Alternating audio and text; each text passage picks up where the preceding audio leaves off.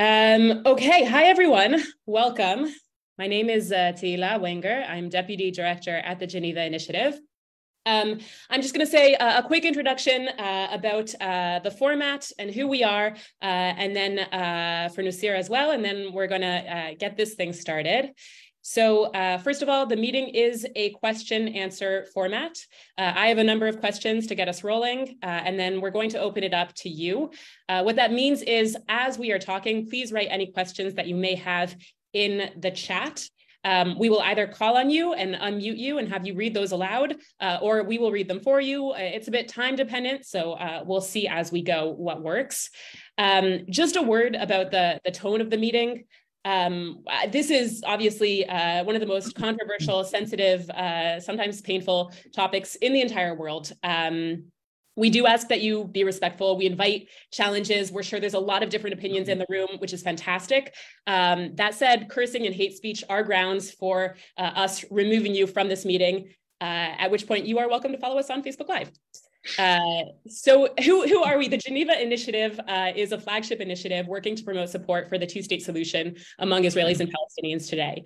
We were founded in 2003 through a track 2 negotiation process. An Israeli and a Palestinian team produced the Geneva Accord, which is the first and to this day the most comprehensive, jointly written and agreed upon blueprint for solving all of the core issues to the conflict. You can find it in Hebrew, Arabic, English, and a bunch of other languages on our website.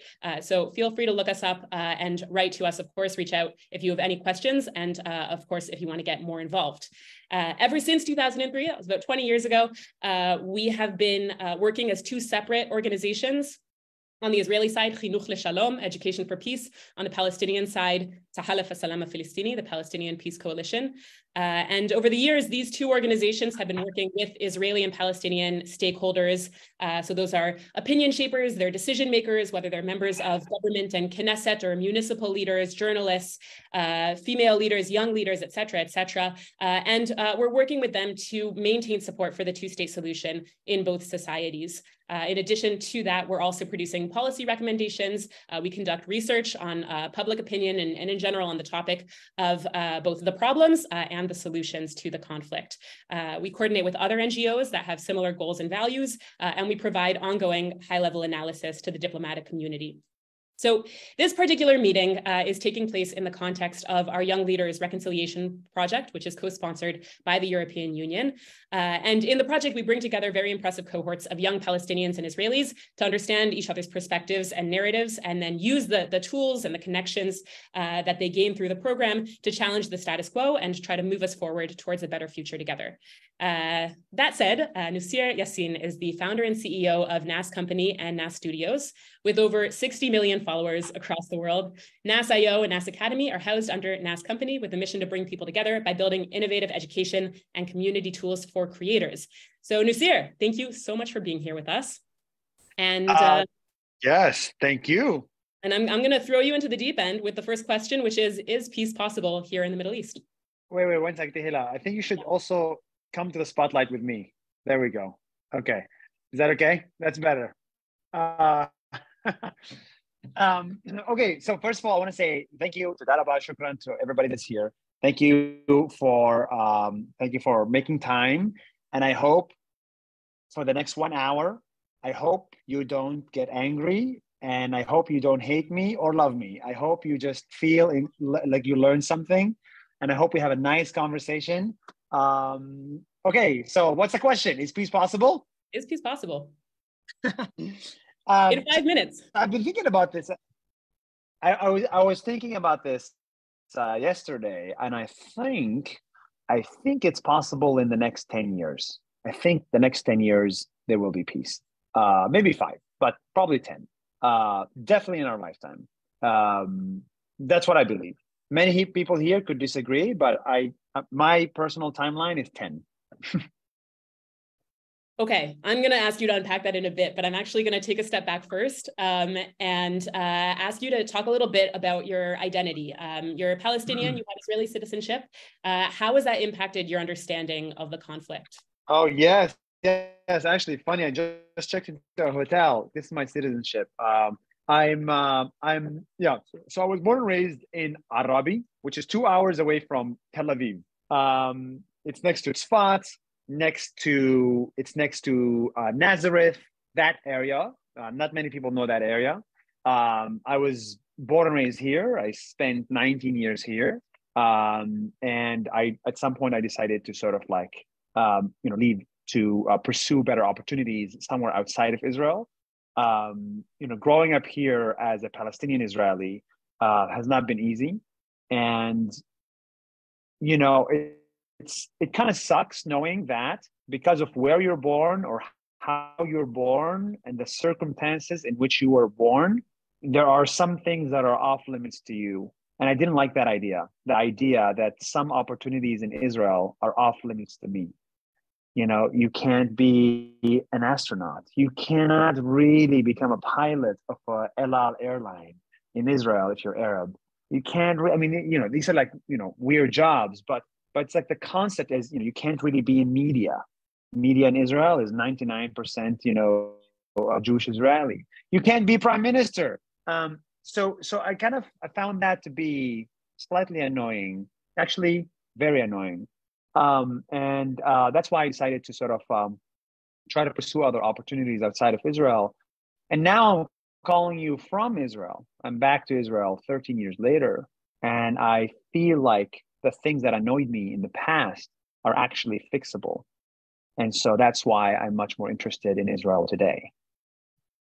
Okay, that's good to hear. Always good to hear that the problem can be fixed. I'm going to throw you back into the first thing you said. As I said earlier, we do a lot of research at the Z'neva Initiative, including public opinion polls. And there's a very strong correlation that we have found between age and despair. Basically, the younger you are, if you're living in this region, whether you're Israeli or Palestinian, the less likely you are to support a two-state solution or even to believe that any solution is possible. The younger you are. Yeah. So you're saying young people don't believe in two states and old people believe in two states? I can tell you what the chances are of somebody supporting a two-state solution based on their age. Wow. Yeah. Okay. So that explains a lot of our work and focus on younger generations here. And I wanted to ask you, since you don't exactly fall into the 60 plus demographic, you said you think that there's going to be a solution in 5-10 years. Why? How did you escape the hopelessness trend? Well, first of all, I know you did the analysis and the data and all that stuff. My gut feeling tells me that it may be the opposite, in which the older generation may not believe peace is possible and the younger generation believes peace is possible. That's my gut feeling. And part of me feels like peace will come when the older generation passes away and allows the younger generation to do their own thing. And an example of that is Saudi Arabia. Then all the changes, all the crazy stuff that's happening in Saudi Arabia. Why is that happening? It's a new generation that is in power that is just saying, I want to build the opposite of what the older generation has done over the last 50 years or whatever. So that's just my general feeling. Now, so how is peace going to be possible? So here's what I think about peace. And again, everything I'm going to say today is probably not popular. And I'm not trying to win a popularity contest, especially with this topic. I think peace will be forced. It will not be voted on. No one will vote for peace. I think peace must be forced upon people. And I think what will end up happening is we'll have a cold peace. And I think most likely, it will not happen in a democratic fashion, at least not on the Palestinian side. But I think that's okay. So I guess within the next 10 years, the question is, who's going to force peace? Who's going to force peace on this idea? And I think it's going to be a superpower, one of the three: US, China, or Saudi Arabia. And my bets are on Saudi Arabia. And I just think, I just have high hopes in the GCC region to choose a zero conflict policy And I think that's happening in the last 2 years. Zero conflict with Iran, zero conflict with Russia, zero conflict with India, zero conflict with Taliban, zero conflict with Palestine and Israel. So I do believe that this will be the course that may come about. And, I live in the GCC and I talk to people and I see how they're thinking about the next 20, 30 years. And definitely the Palestinian issue for them should be fixed, right? And I have high hopes that they'll be able to bring peace. So that's just my opinion. Okay. Can you tell us a little more about what that peace looks like when you're envisioning, forced or not, wherever it's coming from? Yeah. What are the parameters? Like specific borders? That's one answer. Yeah. Yeah. By the way, I'm loving the chat section. By the end of this hour, the chat section is going to explode. It's going to be great. To be honest with you, I think when we start to go into the details of okay, which border do we draw and who gets what, and settlements in Jerusalem and Gaza and borders and sovereignty and security, this stuff gets really it opens up many more rooms for disagreements. But the general idea, I believe, is that it's probably going to be based on 1967 lines, probably going to be a two-state solution. Probably there will be some land swaps. Probably there will be some symbolic right of return, probably there will be some security guarantees, and probably many people will hate it and there will be many revolts, but, that's why it has to be forced. That's, I think, what will happen. I think it'll come with some massive economic sort of incentives, airports, buildings, infrastructure, from around the world. And I think, and then, we'll have two countries next to each other. That's my guess. It sounds like you were on the negotiating team for the Geneva Accord. Great. My next question is, has your narrative about the conflict always been what it is today, or has it changed over time? And if so, how and why? It's funny. I've my narrative about the conflict, has it changed? I'm not sure it has changed. No, I think ever since I was a kid, because ever since I was a kid, a lot of my friends would be like, there is no Israel. There's only Palestine, and one day we're going to come back. And I just never, I remember I was 10 years old, and on the bus, a lot of my classmates wore sort of Free Palestine t-shirt. And basically the whole map of Israel became Palestine, the classic map. And I just never believed that it was possible, realistic, or desirable. And so I've always believed that, we are sufficiently different to desire two different countries.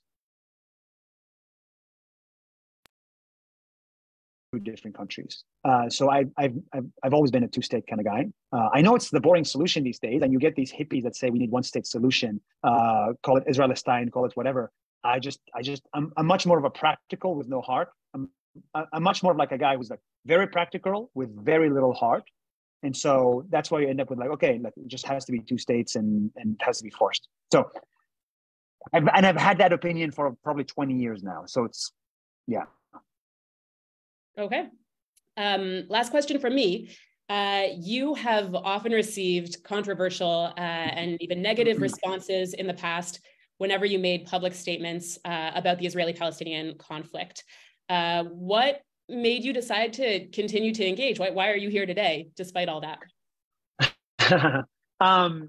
So for those that don't know, Nas Daily grew a little bit bigger than I thought it would. And the problem, it's a great thing, but the problem with that is you start reaching people that have, very different opinions, right? When you have 1 million people following you from Bangladesh and Pakistan, and another 5 million people from Egypt, and another 1 million people from Libya and Tunisia, right? For them, Israel does not exist. It just does not exist. So when you come and say, hello, I am your friend, the Muslim guy, Nas Daily, and I come from Israel, this is where my parents live, you automatically get into trouble just by saying where you're from. So that friction started to happen right around 1 million followers. I started to get insane amounts of hate from people who were never exposed to an Israeli person in their lives.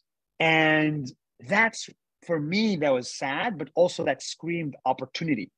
You know, the opportunity was, wow, for the first time ever, because of social media, an Israeli person and a Pakistani person could consume each other's content, could see each other on Instagram, and then they could follow each other and like each other.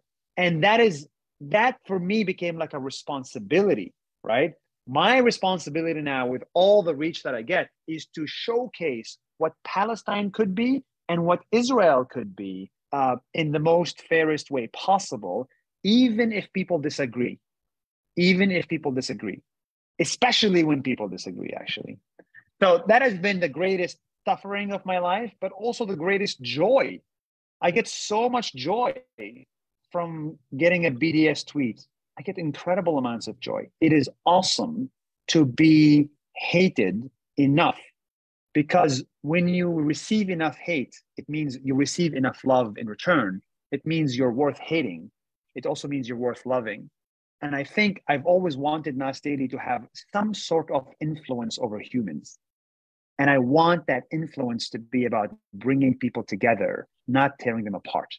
And that's why it's a responsibility to make these videos. It's not a desire, it's a responsibility to make those videos. Great. Thanks, Nasir. So we're going to start with a question from one of our participants, Israeli participants in our Young Leaders program, Kim. Guys, if you can, Aviv, unmute Kim and bring her up here.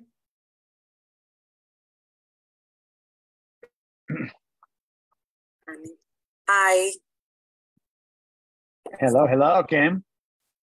Wait, I need to read it before for myself. So how do you think we can do a conversation where one side is not coming instead of the other?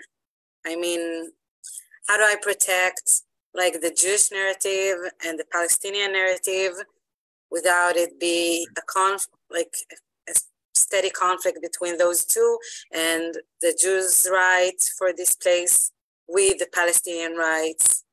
How can we combine these two without being one instead of the other? I think unfortunately, it will always be one instead of the other. You know, for my people, for Palestinians, I'm sorry, but it's going to be very difficult to accept Israel, with their own will. It's going to be very, very difficult. That's why I keep coming back to the idea that peace must be forced. There's a lot of forced peace agreements around the world, and they are enforced between Pakistan and India, between Serbia and Kosovo, right? Between Morocco and Western Sahara and all that stuff. So there's a lot of forced peace agreements, and they don't have bloodshed, but everybody disagrees with it. And it's okay to disagree with it. I think eventually, I think ideologically, changing someone's ideology, especially on the Palestinian side, is going to be incredibly difficult, because it is tied to religion. It is tied to culture. It is tied to identity. It is tied to the minority complex. It is tied to 4 different very, very, very, very, very important things. So, so I'm not here to try to change people and tell them you're not Palestinian or you're not Jewish or you're not Israeli. You should celebrate your Judaism and your Israeliness, and you should celebrate Free Palestine and being Palestinian. I'm just here to find the people with enough power to be able to force peace on and create a 2-state solution. That's for me, I think, is what the eventual solution is, and that's why I think all eyes should go towards the superpowers: China, U.S., Saudi Arabia. That's the trifecta that I believe will be able to bring this to end. Thanks, Kim. Ahlam, are you here with us?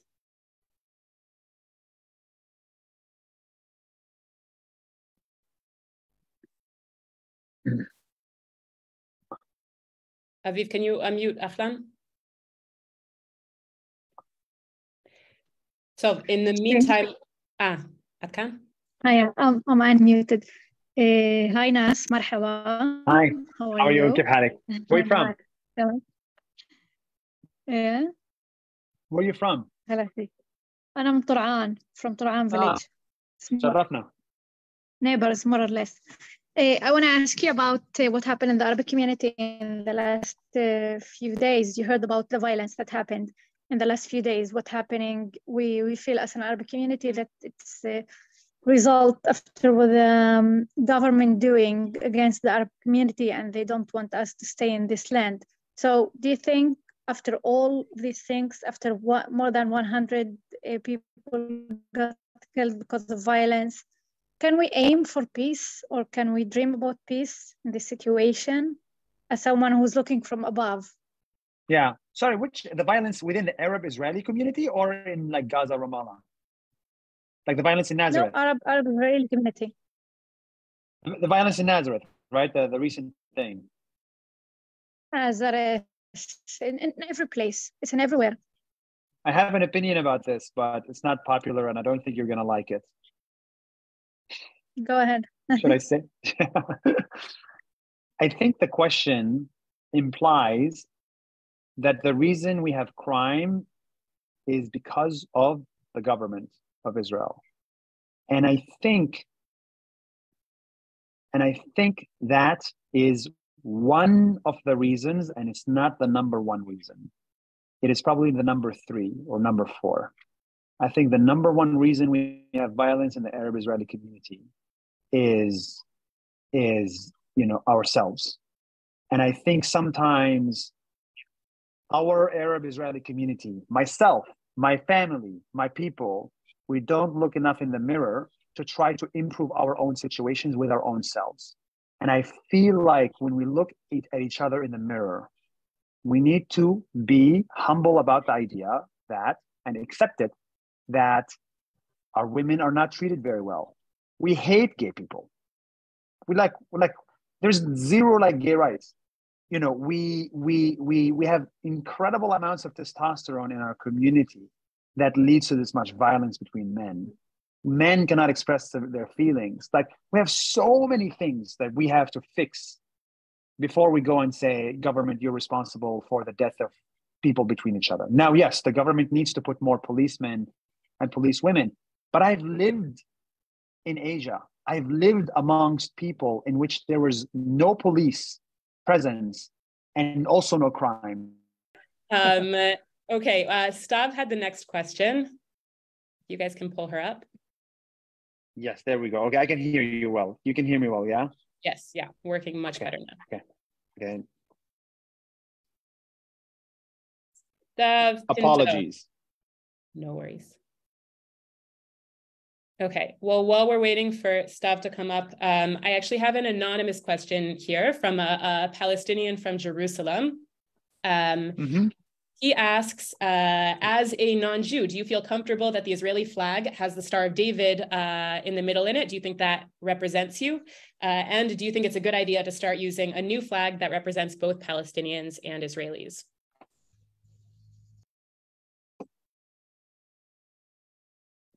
Oh no, we're losing you again.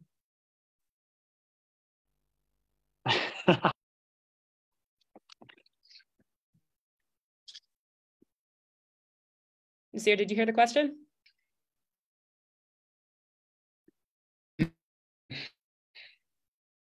Okay. Yes, I heard the question. Okay. So the question is, do I feel comfortable with the Israeli flag, correct? Yes.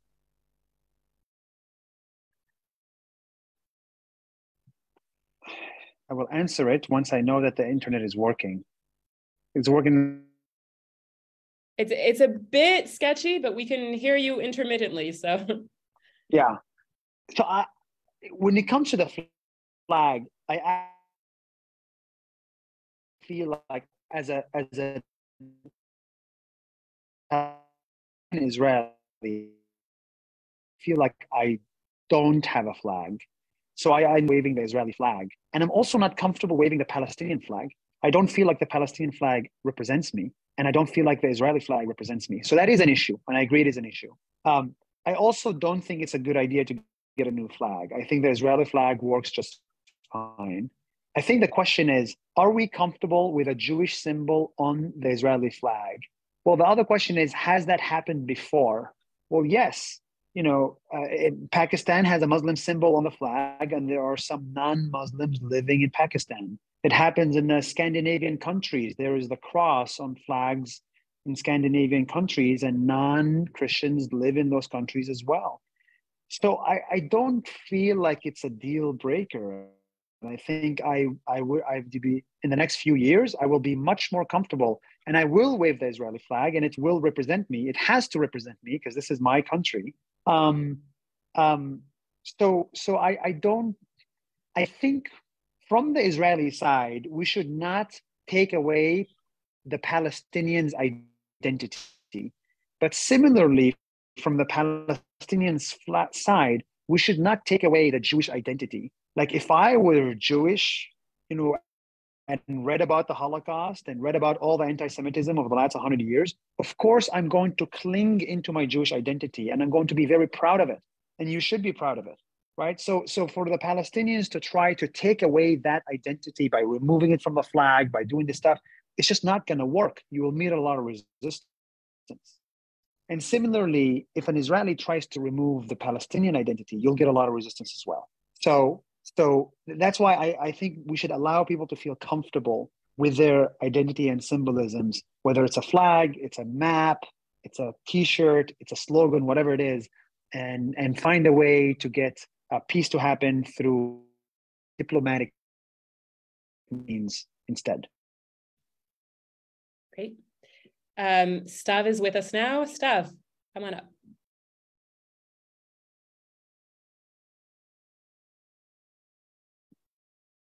Did that work? Yeah, we can hear you. Hi. So my question is, as a storyteller, Israeli and Palestinian, how do you think we can slowly make each other acknowledge the other side narrative and legitimate as a nation, to acknowledge the other side's truth, if you think it's possible? I think acknowledging the other side starts with media. The power of media is unbelievable. And unfortunately, for the last 30, 40, 50 years, the only media that people consume on the Palestinian side and the Israeli side is state media. And state media is not good media, for the majority of the time, Al Jazeera is the one controlling the narrative in the entire Middle East because they have access to the airwaves. They have access to disseminating that information. So that's why the last 10 years have been so amazing, and the next 10 years will be even more amazing because now anybody can say anything. So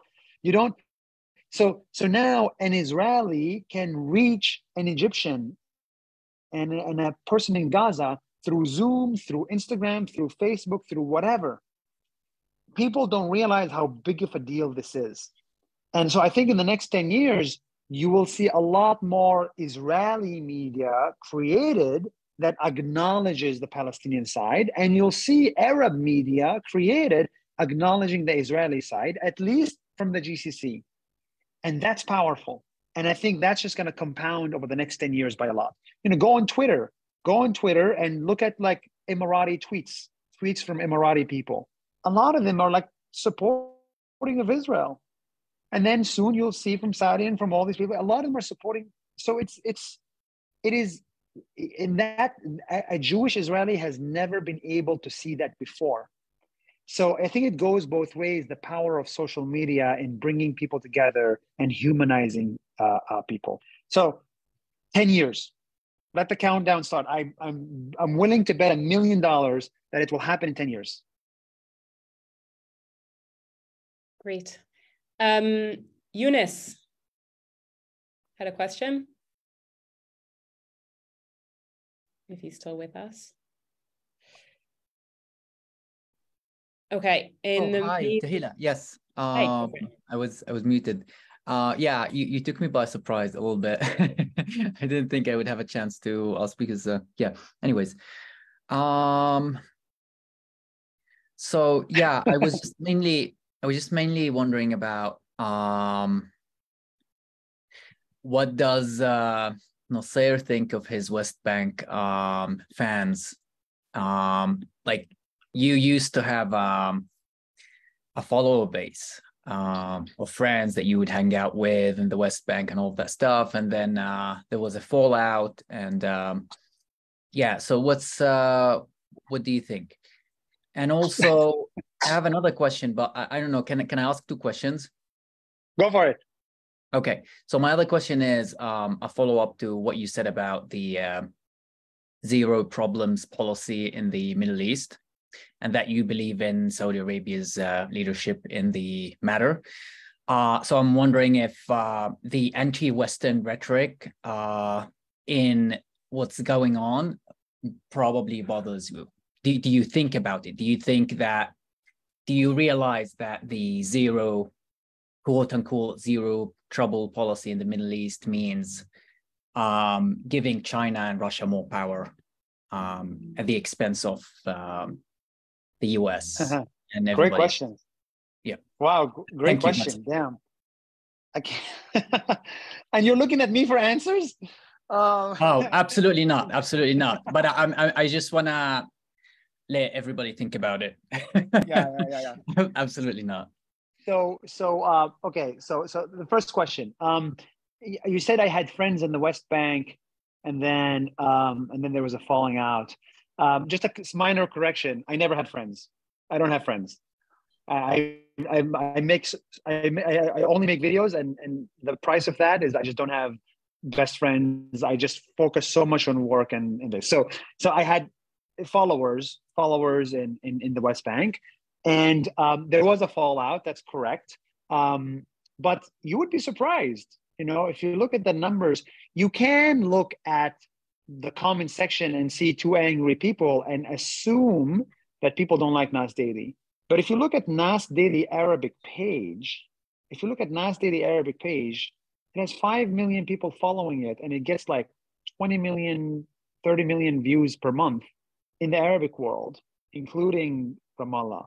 So publicly, you may hear the wow, screw Nas Daily. Privately, everybody's watching Nas Daily in their bathroom, on their bed. Privately, they fucking love the videos, because the videos are universal in nature and they're not political at all. So unfortunately, most people don't get access to this data that shows that privately, there's a lot of desire for the Nas Daily version of peace, but you just cannot say it publicly. And I'm just happy to be the guy who's saying it publicly, and many other people. So I'm not too worried, because the algorithm will show you a good video if it means you're going to watch it, whether you're right or left or Republican or Democrat. Second, Tahila, does that answer the first question? I'm going to make sure that okay. So I'm not too worried about that, and I think every single big media celebrity that you see on the internet, this is exactly how every single big media celebrity goes through. Incredible love, it goes like super love, then becomes a problem, cancel this person, cancel, then the person doesn't give up, goes back up again, then cancel, then back up again, then cancel, get back again. Most people just give up when they get canceled the first time. But if you just don't give up when you get canceled the first time, you'll come back up on the upswing. Muhammad Ramadan in Egypt is an example of that. There's so many people that were canceled before and they're still as relevant as ever. So Nas Daily in the Arab world has never been more relevant. So I'm not too worried. Second question is, am I worried about China? The truth of the matter is, again, very unpopular, I am excited by China. I think when we look at the world as it is, we cannot live in this world under one type of government. You cannot govern 197 countries with one type of government. The world is diverse. It is culturally diverse. It is incredible. And to assume that the American government type should work in America, in Wisconsin, in Libya, in Papua New Guinea, in China, and in Germany, I think it's delusional. It cannot work, right? So we need different types of government. And I think China is showing us an example of another type of government. Now, we hate a lot of things about the Chinese model, but we also hate a lot of things about the American model. The war, the militarization, the war in Iraq. I mean, we hate a lot of things about the American model. So it's like choose your lesser evil when it comes to the governance model. I'm personally excited that countries are now choosing the model that they like. We should allow them to choose. If Saudi Arabia says, I like the Chinese governance model better, and I'm going to adopt it, as long as it doesn't result in a World War III and it results in economic growth, like, let them try it. Let them try it.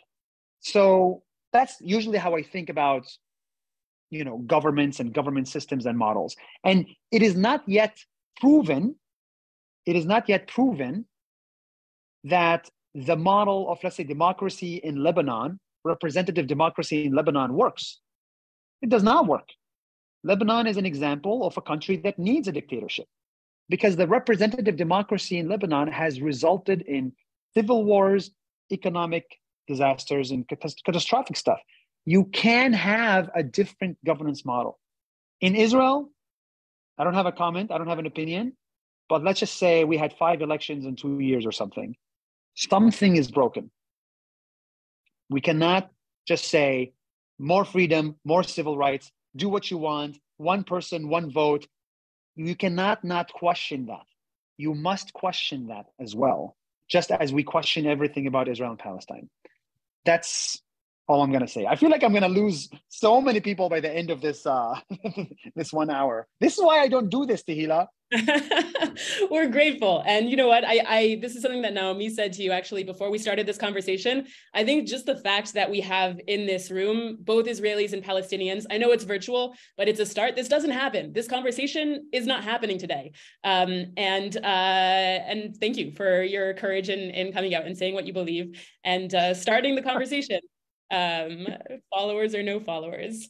And as you say, that whatever they say in public, you're still going to have them obsessively following what you're saying in private. So knowing that should help, right? Because we don't have that much time, I'm actually going to read a few of these directly. I have a great question from Hila here in the chat. As a peace activist that usually fights in small groups, we get into the big media only when we commit some kind of provocation. Do you have any tips for us for making a lot of noise in a positive way? And where do you think the red lines are? What are the limits? Yes, exactly. That's Nas Daily. You're describing Nas Daily, to be able to get a lot of views without war, without some big provocation. The goal of media is to capture attention without trends, without a war, without something negative happening. That's why Nas Daily succeeded. You should be able to go to a random entrepreneur in Gaza, tell their story in a way that makes 10 million people excited about it. That's your role as a peace activist, is to make the voice of other activists bigger and louder, not wait for a war to be able to get a voice. That's like the worst way to get a voice. You know what I mean? So unfortunately, for the majority of time, most peace activism has been around things that are just look the same. They feel the same, they sound the same, they look the same. So people don't share them. It's just, I get it. It's your responsibility to become the next Nas Daily in your own way. And I feel so passionate about this because I'm frustrated that there are thousands of peace activists in Israel and in Palestine, with very little social media distribution, very terrible content that's like pictures or whatever, and not enough effort into storytelling, not enough effort into storytelling. And if there's one thing I would improve, is I would give every single peace activist a camera, a 1-month course, and put them in a room with other content creators and lock the room. And because they need to upskill on storytelling. It bothers me because I think they're peace activists are amazing humans. They're the best that we have in this world. And what frustrates me is seeing somebody so angelic, somebody so great, not being able to do or not being able to have a voice. And that's really bothersome. I know a lot of peace activists, Nusir, and I'm not sure I would use the word angelic, but I share the general admiration for sure. So I know that in this chat, I can see people are writing in from Jerusalem, from Tel Aviv, from the West Bank, as well as some from Gaza. So thank you guys for all joining us. And because I mentioned Gaza, we had an earlier question about Hamas. What you're talking about the two-state solution, you're talking about peace. What do you do about the fact that you have a government in the Gaza Strip right now that refuses to negotiate and doesn't recognize Israel as such? So I'm usually very sensitive to organizations that are predominantly masculine,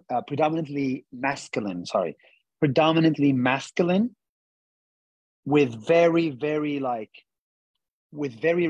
extremist views, whether it's Jewish organizations or political organizations or Muslim ones or Arab ones, right? When I look at Hamas, what I see is like a bunch of angry men, a bunch of like middle-aged angry men that are probably sexually frustrated, and they're like, and they think weapons, makes them much more of a man. I find that to be very dangerous. And that's why I really believe in like involvement of women into all organizations, all political organizations. In my village, women make peace and men make war. It's so weird why that happens. It's so weird. But I do believe that the balance of the two genders must exist. And so probably forget Hamas politics and all that stuff. It's just like the composition of the organization scares me. Okay. Number two,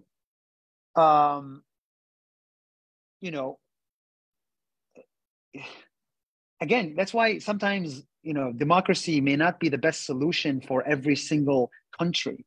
Hamas in the past was democratically elected with one vote, one person, one whatever, right? And you ended up with that kind of organization. Like sometimes I think, this stuff just keeps happening, and I feel like we need a better solution. I don't know what it is, but I don't like how Hamas came to power. I don't like the civil war. I don't like the idea that we have two Palestines instead of one. We have a Palestine of Ramallah and a Palestine of Gaza. Which Palestine are we negotiating with? People say free Palestine, but actually, we need like two Palestines to become one first, then we can free it. And similarly in Israel, there's like 5 Israels. There's Israel for the extremist Jews. There's Israel for the Tel Avivians. There's Israel for the Arabs, and there's Israel for the Ethiopian Jews. And there's Israel for the tourists from Italy, And these 5 Israels are all different from each other. They don't even talk to each other. It's frustrating. Yeah, that's all I'm going to say.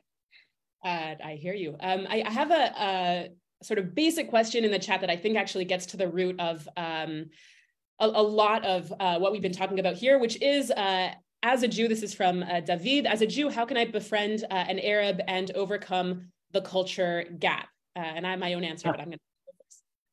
Yesterday night, I hosted 80 Jewish Israelis in my home in Araba in the north, yesterday night.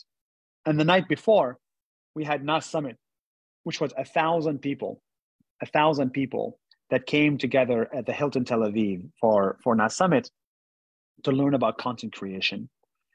Those 2 things that happened in the last 2 days made me realize something, that bridging the gap between cultures, you cannot do it by saying, you're a Jew, you're an Arab, you're a Muslim, you guys should be friends, talk. It doesn't happen like that. We need something else other than religion, other than gender, other than religion and politics to bond on. We need something to bond on that's not about religion or politics or whatever, which is sports or content creation or accounting or medicine. Look at hospitals in Israel. It doesn't matter if you're Jewish or Muslim, like you're still going to be treated. Hospitals in Israel are an example of what peace looks like because everybody bonds on health, life, and death. So if you want to bridge the gap between Jews and Arabs, you need something else other than Jews and Arabs to bond on. Unfortunately, there's not enough of these conferences happening that Arabs and Jews are interested in together other than medicine for now. Medicine and sports, maybe. So does that make sense? I feel like that's the way. It's like a roundabout way. It's like a hack. It's a loophole to get people to talk. Yeah, definitely. I will say that our approach at the Geneva Initiative is, we force people into the room to talk about the conflict. So obviously that's sort of a select group that's willing to come in the first place. But I will say that there's a massive cultural difference when you're talking about Israelis and Palestinians, which is a lot of Israelis are coming in to make friends. That for them, it's the human connection that is paramount. And for a lot of Palestinians, it's about the goal. They're not there to make friends. They're there to convince the other side. They're there to get their independence. And unless both sides are aware of that, then you're going to constantly be sort of talking over each other because you don't even understand what the goals on the other side are. No, I did notice that, and I understand how difficult it must be for like an Israeli to be on that, but also like the power imbalance makes sense, right? If I'm powerful as an Israeli, Jewish Israeli, like. Of course, I want to make friends, right? And if I feel like I have no power as a Palestinian, whether in Israel or the West Bank, of course I'm gonna go there to get my power from this person because you stole my power, not land and not that you stole my power, and so it's understandable why that is the case, and I hope it changes over the next 10 years. Yeah. We have a few questions about language, the role that learning each other's languages can play in overcoming these divides that we've been talking about. Any thoughts? The language divide? Yeah, I think it's embarrassing that most Israelis cannot speak Arabic. I think it's embarrassing, really embarrassing. And I think that many of my friends, my Israeli friends, the only words they know in Arabic is irfa idak, which means lift up your hands, which you learn from the army. So I think that's not cool. And I understand Arabic is difficult, much more difficult than Hebrew. I get that. But I really feel like it's a failure of the education system. If I was a dictator in Israel, the first thing I would do, I would unify the education system. I would unify the crap out of it. The fact that we have 4 different education systems is crazy. The fact that my bagrut is different from your bagrut, that my shared experience at high school is 100% Arabs and yours is 100% Jews is crazy. So I think the next person in power in Israel should probably unify the education system, and schools should be mixed, unless like maybe you have a religious objection to it, like a yeshiva or a Muslim school, like a madrasa, right? But otherwise, they should be mixed. And I think when that happens, you'll see students that speak Arabic. That's great. Okay, so I know that we're tight on time. I'm just going to ask you one last question and then we'll close it up. This is from Mia. Don't you think that now both sides are drifting away from each other more than ever in this day and age? And is the Israeli side and the Palestinian side as well getting more violent, more extremist? Is that the trend? No. I know why it looks like the trend. We have these crazy governments taking control and we have this stuff. I know why it looks like the trend. We have these electronic, intifadas. You have this stuff happening. I get why you think it's the trend. But if there's one thing I learned from Nas Daily is that over the last 7 years, the one thing I learned is that what goes on under the ocean surface is much larger than what you see on the ocean. The currents under the ocean are very, very strong. And the things on top of the ocean are very, very weak. And I think that what's going on, Palestinians going into Israel for jobs, right? That's economic integration. That's a strong current. I see an airport being built that Palestinians can take within Israel.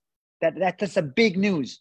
I see Israelis visiting Dubai and interacting with Arabs for tourism or for whatever, but it's a very strong undercurrent. I see social media intermixing. I see jobs being created. I see high tech making it possible for people to join jobs without, location.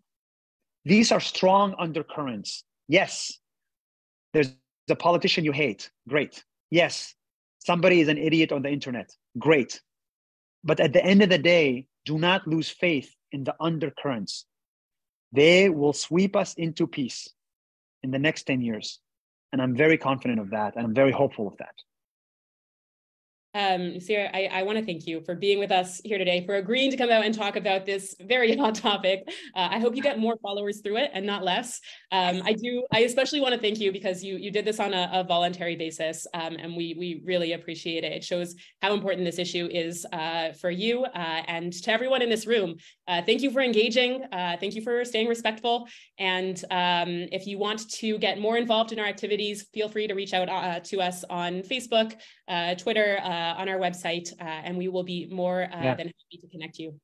So, Nusir, I'm very pleased that the conversation was incredibly respectful. Even the chat section was very respectful, which is shocking. So thank you, everybody, for listening to me. I'm sorry if we disagree. I'm sorry if I offended you or you offended me. But I hope we can remain friends, and I'll see you around. Thank you, guys. Thank you. Bye-bye. Bye.